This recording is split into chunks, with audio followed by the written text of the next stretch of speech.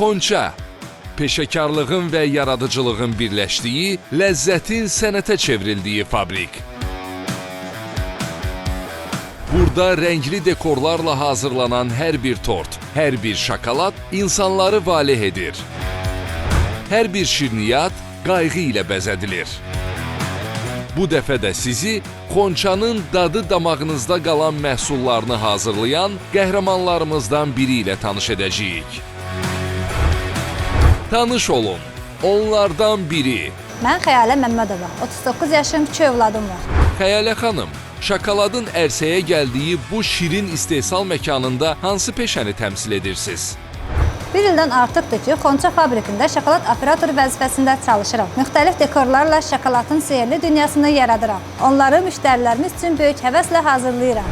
Zəhmətkeş əllərinizlə formalaşan bu rəngarəng şokoladların möcüzəli məkanı ilə yollarınız necə kəsişdi? Xonça fabrikində işə necə başladınız? Bütün ailə üzvlərim bu peşə ilə məşğuldur. Ona görə də şokoladın bu gözəl aləmi mənim üçün tanışdır. Buradakı təcrübəli ustaların köməyi sayəsində isə hər detalı rahatlıqla və sevə-sevə öyrəndim. Xəyalə xanım, bu şirin məhsulları hazırlayarkən hansı nüanslara diqqət edirsiniz?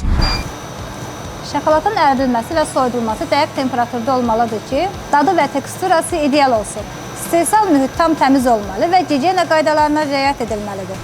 Şokoladlarınızın hamısı dadlı görünür. Bəs müştərilər Xonçanı hansı fərqli xüsusiyyətlərinə görə seçməlidir?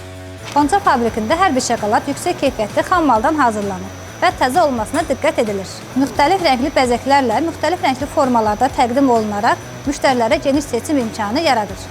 Xəyalə xanım, Xonçada yeni işə başlamaq istəyənlərə nə tövsiyə edə bilərsiniz? Xonça fabrikində həm şokolad dünyasını kəşf edən, həm müxtəlif şirniyyatların hazırlanmasının sirlərini öyrənən, həm də karyeranızı inkişaf etdirə bilərsiniz. Burada hər bir şokolad, hər bir şirniyyat peşəkar ustalar tərəfindən xüsusi diqqət və sevgi ilə hazırlanır. Nə yaxşı ki, mən də Xonçanı seçdim və nə yaxşı ki, zəhmətkeş əllərimizlə xalqımızın xidmətindəyik.